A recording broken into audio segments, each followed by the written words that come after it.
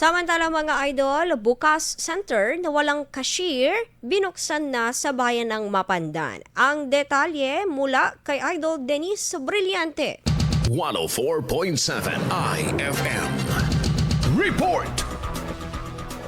Walang cashier counter at libre ang serbisyo sa kabubukas na bagong urgent care and ambulatory service sa Mapandan noong Biyernes, Pebrero 27. Ayon sa mga otoridad, sinadyang hindi paglalagay ng counter dahil layong isulong sa pasilidad ang libreng konsultasyon, laboratorio at iba pang serbisyong medikal ng libre na hindi kinakailangan ng pagkaka-admit sa ospitala. Alinsunod ang proyekto sa Universal Healthcare Program ng DOH. Ayon sa lokal na pamahalaan, inaasahang padadaliin ng pasilidad ang akses sa libreng serbisyong pangkalusugan para sa mga residente ng Mapandan at kalapit na lugar. Kasama mo mula rito sa IFM News, dagupan nito si Idol Denise Brillante, Tatak, IFM.